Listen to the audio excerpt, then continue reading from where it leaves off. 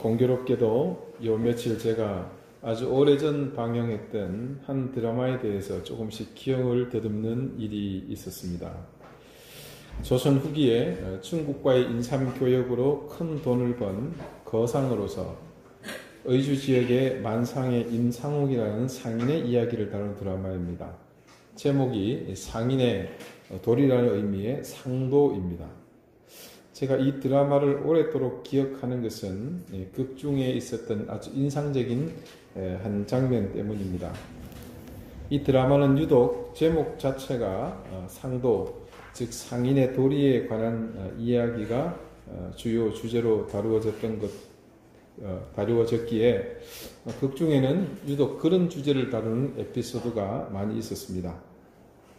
극 중에 이 주인공 임상욱이 몸담았던 의주 만상의 최고 어른이 주인공이 장사를 배우면서 수단 방법을 가리지 않고 돈을 벌 궁리만 하는 것을 보고는 그에게 진정한 장사가 무엇인지 의미를 가르쳐 줍니다. 이것 봐, 장사란 말이야 돈을 남기는 것이 아니고 사람을 남기는 거야. 참으로 감동적인 말이지 않습니까? 그리고 거기다가 한마디를 덧붙입니다. 사람을 남기면 돈은 자연히 따라오게 되어 있는 법이야. 실제로 그런 일이 있었을지 모르겠지만 그런 가르침 때문일까요? 이 임상옥에 대한 기록이 그렇습니다. 그가 남긴 기록에 의미 있는 두 가지가 있는데요. 처음 한 가지는 이 임상옥이라는 상인이 가포집이라고 부르는 시집을 남겼다고 합니다. 상인이 시를 썼다는 것은 그가 돈만을 위해 살지 않았음을 잘 말해주는 그런 증거입니다. 그래서 임상옥은 상즉인, 장사란 무릇 사람이다라는 그런 철학으로 사업을 했다고 후대에 전해집니다. 그리고 또 한 가지는 이 사람이 남긴 특이한 업적입니다. 조선시대에 어느 상인, 어느 거부와도 비교 안 될 만큼 엄청난 기부를 했다는 사실입니다.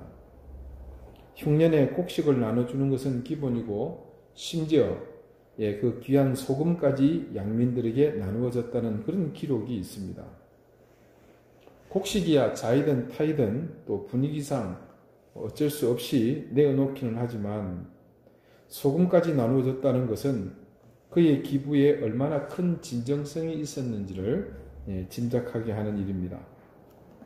임상옥이라는 그 거상은 그 당시 자기 스승의 가르침을 몸으로 실천하는 사람이었던 것입니다. 돈을 남기는 것이 아니라 사람을 먼저 생각하는 그런 상인이었던 것이죠.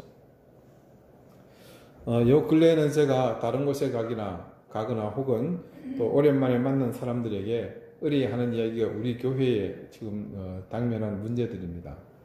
그러면서 꼭 한 가지 하게 되는 이야기가 있습니다. 그것은 다름 아닌 우리 교회 박정규 회장님이 출간하신 책 이야기입니다. 직원이 주인인 회사, 여러분도 많이들 보셨죠? 그런데 이 책은 증보판이고 이 책에 초판이 있습니다. 손해를 보더라도 원칙은 지킨다라는 제목입니다. 누가 보더라도 서점에서 선뜻 잡으려는 그런 유혹을 줄 수 있는 책은 아니죠. 그래서 금방 파묻혀 버렸습니다. 제가 방주교에 처음 부임해서 지하 설비실에 내려갔다가 종이 박스 속에 먼지 날림에 있는 그 책 뭉치를 봤습니다. 그래서 꺼내봤더니 저자가 마침 박 회장님 조남이 적혀 있는 겁니다. 그래서 책을 펼쳐 내용을 보게 됐습니다. 그리고는 펼친 책을 놓지 못하고 서너 시간이 채 지나지 않는 그 순간, 짧은 순간에 순식간에 다 읽게 되었습니다. 제가 고등학교 때 수업 시간에 선생님 몰래 꺼내봤던 인간시장, 김홍신 씨 소설 이후로는 최고의 몰입도를 가진 책이었습니다. 이 책의 주제는 크게 두 가지입니다. 한 가지는 비자금이 없는 깨끗한 회사를 만들고자 하셨던 그 회장님의 진실된 경영 철학에 대한 것이었고, 또 한 가지는 사원들을 그냥 자신의 회사에 돈을 끌어다 주는 그런 대상이 아니라 진정한 가족으로 생각하시면서 그 직원들을 파트너십을 통해서 대하시는 것이었습니다. 그런데 제가 느낀 것이 결코 저만의 사적인 느낌이 아니라 모두가 느낄 수 있는 더 많은 가치를 가진 것이기 때문에 그 책이 묻혀진 것이 사실 많은 아쉬움이 있었습니다. 회장님은 아시다시피 회사를 상속하지 않았습니다. 당연히 위에서 말씀드린 그런 철학을 가진 분에게 어울리지 않는 일이죠. 그런데 박 회장님은 그렇게 상속하지 않고 전문 경영인을 세우시고 또 투명한 회사를, 그것도 사원들이 지주가 되는 회사로 자리 잡게 하는 그것만도 대단한 업적인데 그것으로 그치지 않으셨습니다. 회장님의 남다른 그 철학은 점차 생명력을 가지고 성장하게 됩니다. 그분의 그런 노력이 낳은 결과가 바로 회사의 이익을 자본과 이 사주가 직원들과 함께 나누는 이른바 이익공유제, 성과공유제로 나타나게 된 것입니다. 첫 번째 재미없는 제목의 책 손해를 보더라도 원칙은 지킨다의 증보판에 더하여 이런 이야기, 즉 이익공유제가 추가된 내용의 책이 이번에 출간되었고 여러분이 보셨던 그 직원이 주인인 회사입니다. 주식회사는 회사의 수익이 당연히 주주들에게 배당으로 돌아가는 것이 원칙입니다. 그러나 그런 배당이 가능한 것은 그 회사의 직원들이 열심히 일한 결과입니다. 그게 사실은 팩트죠. 그래서 회장님은 그 이익에 대한 배분을 열심히 일한 직원들이 받는 것이 마땅하다라는 그런 생각이십니다. 그래서 회사 수익의 전부를 무조건 주주들에게 주는 것이 아니라 일정 부분을 그 이익을 창출하도록 수고한 그 주체인 직원들에게 배분해야 한다는 그런 원칙입니다. 이 제도는 실로 현대 기업 문화에 신선하다 못해 짜릿한 그런 충격입니다. 여러분, 현대사회의 국가는 크게 두 가지 축으로 움직입니다. 하나는 정치로서 자유민주주의입니다. 그리고 또 하나는 경제로서 시장경제가 주축이 되는 자본주의입니다. 이것은 국가를 이루는 가장 큰 두 날개라고 볼 수 있겠죠. 그런데 자유민주주의와 자본주의 경제는 양립함에 있어서 결정적인 한계 상황이 반드시 나타나게 되어 있습니다. 누구도 피할 수 없는 대표적인 한계는 바로 부의 치중입니다. 부의 분배가 공평하지 못하게 되므로 자본의 독식이 일어나게 되고 이로 인해서 양극화는 필연적으로 나타나게 되어 있습니다. 이런 극단적 현상이 현대 모든 자유민주주의 진영에 속한 국가들에 예외 없이 나타나고 있습니다. 이런 현상이 계속 지속이 되면 사회는 크나큰 문제를 야기할 소지를 다분히 품게 됩니다. 극심한 양극화는 결국 사회적 혼란을 일으키게 되어 있습니다. 분배에 있어서 상대적으로 그 수익이 미미한 사람들에 의해 폭동이 난다든지 아니면 심해지면 전쟁이 일어나기도 하죠. 결국 국가가 이 둘 사이에 개입을 해봅니다.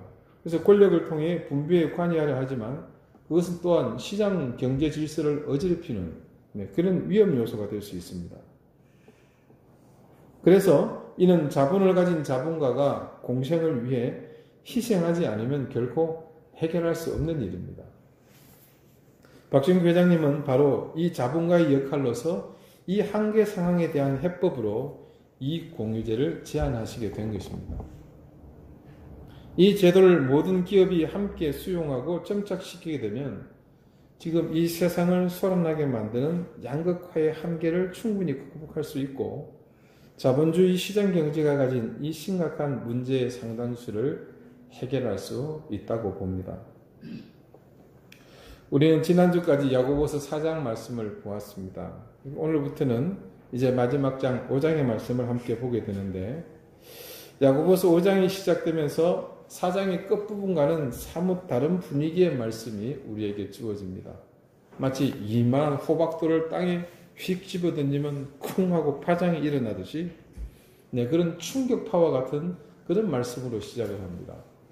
5장 1절 말씀을 다 같이 보겠습니다. 들으라 부한자들아 너희에게 임할 고생으로 말미암아 울고 통곡하라.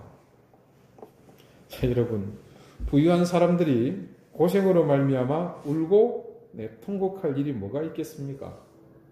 도대체 무슨 고생이기에 우는 정도가 아니라 통고까지 해야 할까요? 그에 대한 대답이 바로 이어 나오는 2절과 3절에 증거되어 있습니다. 너희 재물은 썩었고 너희 옷은 좀 먹었으며 너희 금과 은은 녹이 슬었으니 이 녹이 너희에게 증거가 되며 불같이 너희 살을 먹으리라. 너희가 말세에 재물을 쌓았도다. 이거를 유진 피터슨이 쓴 메시지 성경은 이렇게 풀이를 합니다. 그대들의 돈은 썩었고 그대들의 좋은 옷은 역겹기 그지없습니다. 그대들의 탐욕스러운 사치품은 내장에 생긴 암과 같아서 안에서부터 그대들의 생명을 파괴하고 있습니다. 그대들은 스스로 재물을 쌓아 올렸다고 생각하겠지만 그대들이 쌓아 올린 것은 다름 아닌 심판입니다. 좀 더 구체적이고 실제적인 해석이 아닐 수 없습니다. 불의하게 재물을 쌓고 또한 그렇게 쌓은 재물로 불의한 삶을 일삼는 사람들을 향한 야고보 사도의 엄중한 경고의 메시지입니다. 우리가 오해하지 말아야 할 것이 하나가 있습니다. 여러분, 우리 생각의 저변에는 돈, 물질은 악하다는 것이 자리 잡고 있습니다. 하지만 우리의 그런 생각과 달리 성경 말씀은 단 한 곳도 돈 자체가 물질이 악하다고 증거하는 곳은 없습니다. 단지 그 돈을 사랑하는 것이 그 사랑하는 마음이 1만가지 악의 뿌리라고 증거할 뿐입니다. 그래서 사회 전반에 만연된 부자에 대한 정죄되지 않는 일방적인 비판과 선포는 무조건 옳다고 볼 수는 없습니다. 그 돈이 어떤 모습으로 그 사람에게 사용되는지, 그 이전에 그가 그 돈을 축적한 방법이 과연 악한 방법이나 악한 도구로 일군 것은 아닌지, 그런 것에 대한 올바른 인식이 선행되어야 합니다. 누구든 부자가 될 수 있습니다. 문제는 어떤 부자로 사느냐입니다. 자기에게 있는 재물을 어떻게 사용할 것인가, 이런 문제에 대해서 기업가든 자본가든 그리고 부자가 고민 없이 산다면 그 사회는 그런 사람들의 무개념한 삶의 습관만큼 그 물이 흐려지게 될 것이며 세상은 그만큼 그 탕류에 오염된 관계가 판을 치게 될 것입니다. 앞서 소개한 의주의 거상 임상옥의 삶이 후대에 전해주는 메시지와 같이, 그리고 이 시대에 우리 사회에 적잖은 파장을 일으키고 있는 이익공유제를 통한 바른 경제, 투명한 기업 문화를 주도하고자 하는 메시지와 같이 재물이 더 이상 악한 영의 도구가 되지 않도록 또는 악인들에게 힘을 대해주지 않도록 바르고 정직하게 흘러가도록 물길을 내주어야 할 것입니다. 옛날에 어느 만석군 집에 똑똑한 며느리가 들어왔습니다. 그 며느리가 신혼생활이 지나고 조금 자리를 잡으며 집안 돌아가는 것을 살펴보았습니다. 그런데 특이한 것이 있습니다. 당연한 일이겠지만 시어머니가 그 집에 광열쇠를 쥐고 있는데 경제권을 행사하고 있죠. 그런데 그 시어머니가 하는 일들이 예사롭지가 않습니다.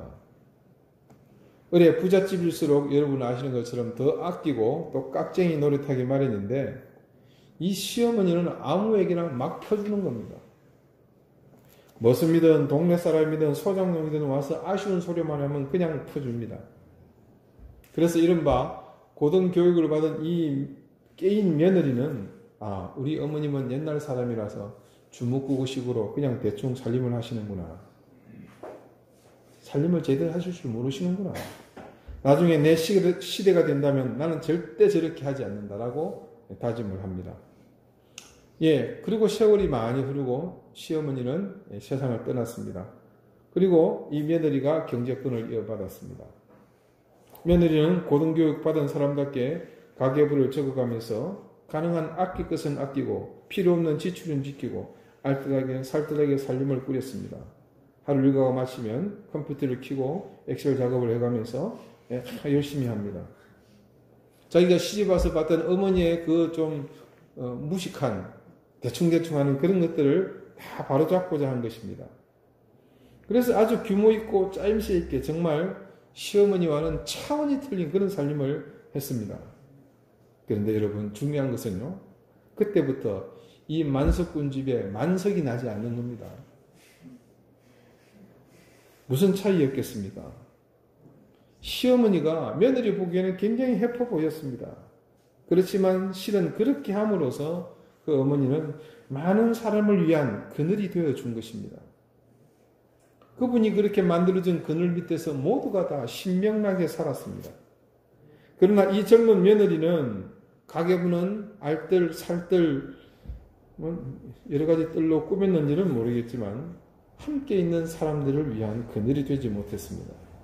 그러니 예전과 같은 만석이 날 리가 없었습니다. 여러분, 이 세상을 사는 동안 내가 경영하는 기업이 많은 사람을 위한 그늘이 된다면 얼마나 멋지겠습니까? 그런 의미에서 크리스찬 사업가를 이렇게 정의할 수 있지 않겠습니까? 그는 많은 사람을 위한 그늘이다. 크리스찬 교육자는 많은 사람을 위한 그늘을 강단에서 구현하는, 가르치는 그런 사람이 아니겠습니까? 세월이 흐를수록 나뭇가지가 무성해져서 더 큰 그늘을 이루듯이 우리가 나이를 먹을수록 더 큰 그늘이 되기 위해서 애써야 하지 않겠습니까? 그러기 위해서는 항상 염두에 두어야 할 것이 있습니다. 가장 중요한 것은 철저한 청지기 의식입니다. 청지기란 뭡니까? 내 것이 아니라 주인의 것을 관리하는 사람입니다. 그런 물질에 대한 청지기 의식이 없으면 절대로 남을 위한 그늘이 되어줄 수 없습니다. 청지기 의식이 없이는 앞에서 말한 그 만석군 집안의 며느리처럼 됩니다. 그리스도인이 스스로 청지기라 고백하는 이유는 자신의 소유가 자신의 것이 아니라 하나님의 것이라는 것을 믿기 때문입니다. 우리가 말로는 쉽게 하지 않습니까? 늘 그렇게 기도합니다마는 그리스도인 가운데 청지기 의식을 살부로 실천하는 사람은 손으로 꼽습니다. 우리가 청지기임을 입으로 고백하고 11조와 헌금을 꼬박꼬박 하면서도 타인을 위한 그늘이 되지 못하는 것은 우리의 물질 중에 타인을 위한 몫이 있다는 사실을 우리가 인식하지 못하기 때문입니다. 만석군 집안의 그 시어머니는 그것을 알고 있었습니다. 자기 광에 산처럼 쌓여있는 재물은 이웃과 나눌 몫이 포함된 것이라고 생각하니까 아까울 것이 없었습니다. 그들의 것을 주는데요. 그래서 시어머니는 넉넉한 그늘이 될 수 있었습니다. 그러나 며느리에게는 전부 내 것이었습니다.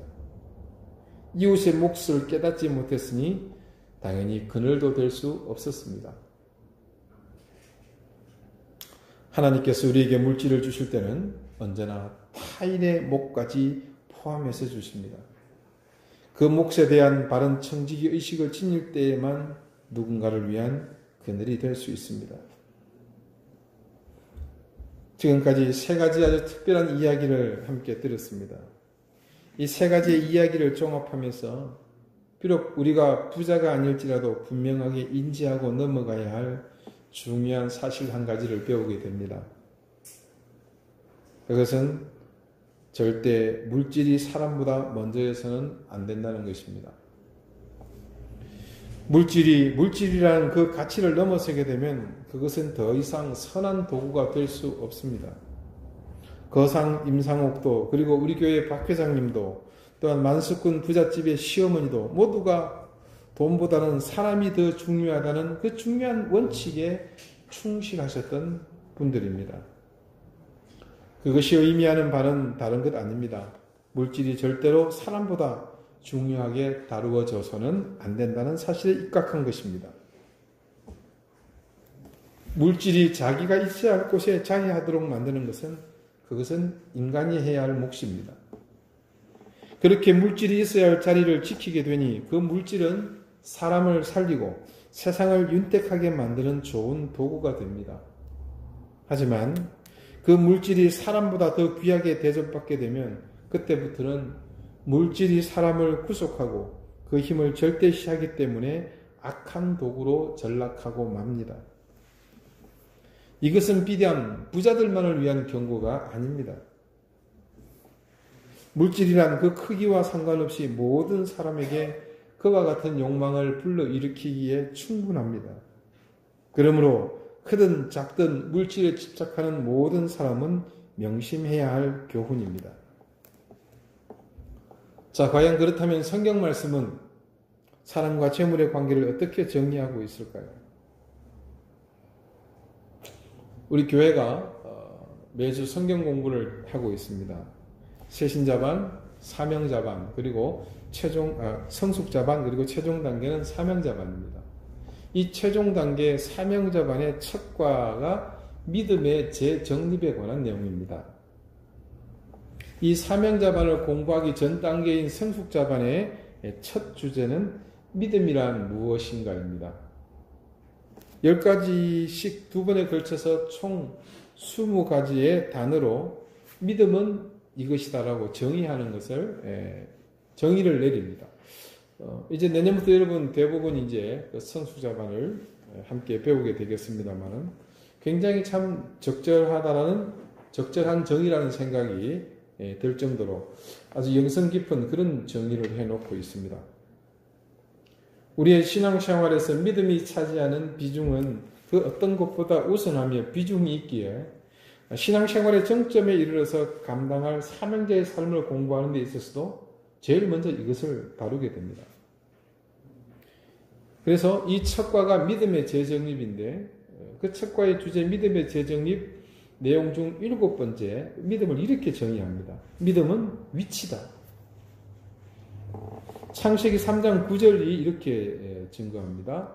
여호와 하나님이 아담을 부르시며 그에게 이르시되 내가 어디 있느냐. 이 말씀은 아담이 하와와 더불어 선악과를 아주 맛있게 드신 이후에 일어난 일입니다.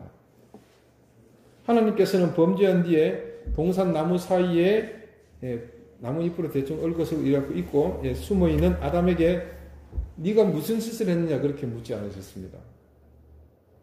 그 대신 네가 어디 있느냐라고 그의 위치를 지금 묻고 계십니다. 믿음이라는 것은 바른 위치를 지키는 것입니다. 바른 위치를 지키게 될 때 바른 행동은 저절로 수반됩니다. 하나님과의 관계에서 우리의 바른 위치는 하나님의 아래쪽입니다. 하나님을 우리 위로 모시는 것입니다. 사람과의 관계에서 바른 위치는 늘 대등한 위치입니다. 사람 사이에는 높은 사람, 낮은 사람이 따로 있을 수 없습니다. 그리고 마지막 물질과의 관계에서 우리의 바른 위치는 언제나 물질의 위쪽입니다. 물질은 우리의 도구일 뿐 어떤 경우에도 우리 삶의 주인이 될 수는 없습니다. 그러나 실제로는 우리가 물질을 우리의 머리 위에 주인으로 모시고 사느라 하나님과는 대등하게 맘먹고 사람은 자기 발 아래 두고 비인격적인 도구로 마구 부리고 있는 것은 아닙니까? 만약 그렇다면 바른 위치를 상실한 우리에게 과연 참된 그리스도인의 삶이 가능하기는 할까요? 하나님을 머리 위로 모시고 물질을 발 아래 두어야 하나님의 진리가 우리를 거쳐서 우리가 지닌 물질에도 스며드는 법인데 비인격적인 물질을 머리 위로 주인으로 모시고 살기에 우리의 삶 자체가 그 비인격성에서 벗어나지 못하는 것입니다. 이 바른 위치에 대한 이야기를 사도행전이 이렇게 우리에게 가르쳐 줍니다. 사도행전 1장 1절과 2절입니다. 데오빌로여 내가 먼저 쓴 글에는 무릇 예수께서 행하시며 가르치시기를 시작하신부터 그가 택하신 사도들에게 성령으로 명하시고 승천하신 날까지의 일을 기록하였노라. 여기서 데오빌로는 사도행전을 받는 수신자를 말합니다. 그리고 내가 먼저 할 때 내가는 이 사도행전을 기록한 기자인 누가입니다. 그리고 먼저 쓴 글이라고 할 때 이 먼저 쓴 글은 누가가 이 데오빌로에게 사도행전보다 먼저 써보냈던, 그러니까 누가복음을 일컫는 것입니다. 누가는 그 누가복음의 첫머리를 이렇게 시작했습니다. 우리 중에 이루어진 사실에 대하여 처음부터 목격자와 말씀에 일꾼된 자들이 전하여 준 그대로 내력을 저술하려고 붓을 든 사람이 많은지라. 그 모든 일을 근원부터 자세히 미루어 살핀 나도 데오빌로 가카에게 차례로 써보내는 것이 좋은 줄 알았노니 이런 가카가 알고 있는 바를 더 확실하게 하려 함이로라. 자, 동일하게 누가가 기록한 누가복음, 사도행전은 그 첫머리에서 중요한 차이점이 있습니다. 자, 제가 강조한 대로 여러분이 짐작하셨을 것입니다. 누가는 데오빌로에게 사도행전 앞서 보낸 누가복음에서는 데오빌로를 향해서 가카라는 존칭을 꼬박꼬박 붙여서 말하고 있습니다. 그러니까 데오빌로는 이 가카라고 불릴 만큼 굉장히 지체가 높았던 사람입니다. 그러나 누가는 사도행전 첫무리에는 어떻습니까? 가카 떼버립니다. 그냥 데오빌로요. 그냥 친근한 친구처럼 그의 이름만 부릅니다. 누가가 데오빌로를 자기 임의로 그렇게 바꾸어 불렀을까요? 천만의 말씀입니다. 2000년 전에는 조금 전에는 그렇게 말씀드렸습니다만 사람이 차별이 있었습니다. 등급이 있고 질이 완전히 차이가 나요. 상상을 초월합니다. 굉장히 존귀하신 분이 계시고 하찮은 것들이 있고 그 하찮은 것들은 짐승보다도 못한 취급을 받죠. 똑같은 사람인데 그런 계급사회였습니다. 불가능한 일입니다. 누가가 가카라는 그 호칭을 떼고 그냥 이름만 부를 수 있었다는 것은 그것은 당연히 지체 높은 데오빌로가 그렇게 불러주기를 요청했기 때문에 그런 것입니다. 그렇게 주문하지 않고는 설명하기가 어렵습니다. 그는 처음에 누가로부터 누가복음을 받을 때만 해도 가카라고 불리는 것을 당연하게 여겼습니다. 그러나 복음을 영접하고 주님을 머리 위로 모시고 보니 그리스도인이 주님 안에서 다 똑같은 형제자매라는 것을 절감하게 된 것입니다. 그래서 교회 안에서는 스스로 가카의 계급장을 내려놓았던 것이죠. 또 다른 한 사건이 있습니다. 사도행전 4장 32절에서 35절의 말씀입니다. 믿는 무리가 한 마음과 한 뜻이 되어 모든 물건을 서로 통용하고 자기 재물을 조금이라도 자기 것이라 하는 이가 하나도 없더라. 사도들이 큰 권능으로 주 예수의 부활을 증언하니 무리가 큰 은혜를 받아 그 중에 가난한 사람이 없으니 이는 밭과 집 있는 자는 팔아 그 판 것의 값을 가져다가 사도들의 발 앞에 두매 그들이 각 사람의 필요를 따라 나누어 줌이라. 이 초대교회의 특징 중 하나는 바로 방금 성경에서 증가하듯이 유무상통이었습니다. 즉 모든 사람들이 물질을 나누어 사용하는 것입니다. 그것이 가능할 수 있게끔 교인들은 저마다 자기가 가지고 있던 재산을 처분한 돈을 사도들에게 바쳤습니다. 그때 교인들은 사도들의 손이나 사도들의 머리 위에 돈을 바치지 않았습니다. 그들은 자신들의 재산을 처분한 그 돈을 모두 사도들의 발 앞에 두었습니다. 그리스도인에게 물질의 바른 위치는 발 아래임을 알았기 때문입니다.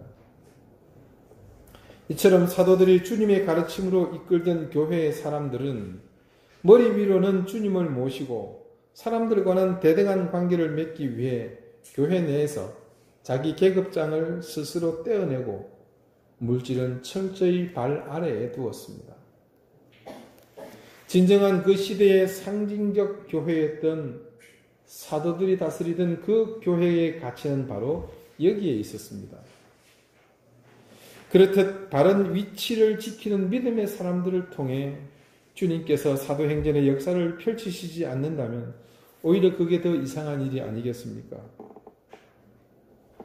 우리 역시 주님과 사람 그리고 물질과의 관계에서 바른 위치를 지키며 살아갈 때 주님께서 우리의 삶을 통해서도 역사하실 것임은 너무나도 자명하지 않겠습니까? 오늘 야고보 사도가 지적하고 있는 것처럼 부자들이 통곡하게 될 그 상황을 주의 깊게 살펴보시기 바랍니다. 재물이 썩고 옷이 좀 먹고 금과 은이 녹이 쓰는 상황이라면 도대체 어떤 경우를 말하는 것이겠습니까? 재물이 썩었다는 것은 소유가 아무런 의미가 없어진 상태입니다. 옷이 좀 먹었다는 것은 그 소유로 치장한 모든 것이 자신을 오염시켰다는 의미입니다. 그리고 금과 은이 녹이 쓸어 그 녹이 증거가 되고 자신의 살을 먹으며 심판대의 증거가 된다는 것은 결국은 그 재물로 인해 만들어진 모든 삶이 자신을 파멸시키게 됨을 말합니다.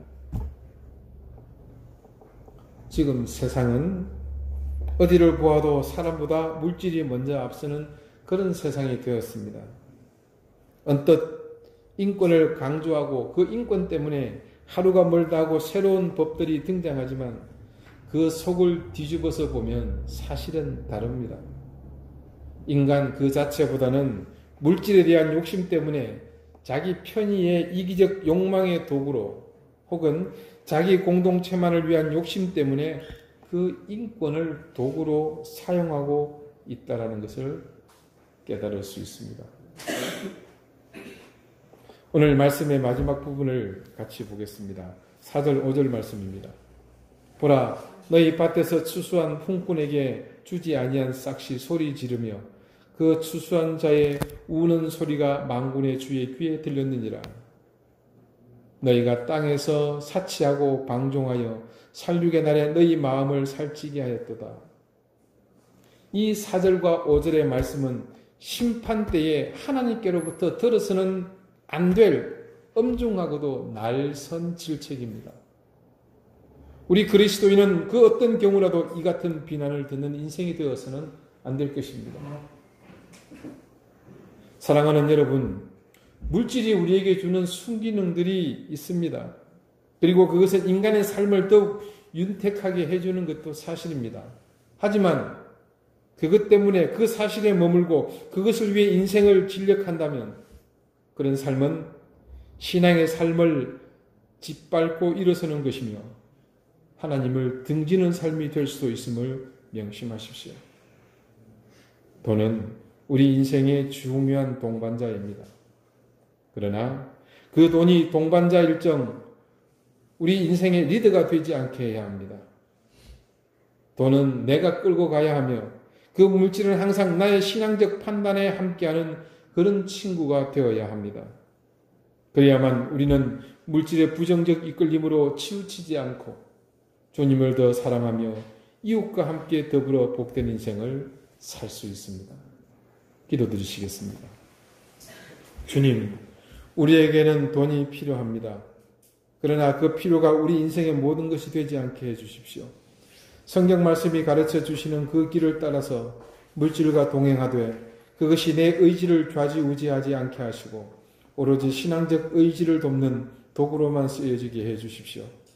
크든 작든 재물이 있는 곳에 늘 우리의 마음이 갈 수밖에 없는 것을 망각하지 않게 하시고 내 신앙에서 재물과 사람과 하나님의 위치가 뒤섞이지 않도록 늘 주의하여 살피게 해주십시오.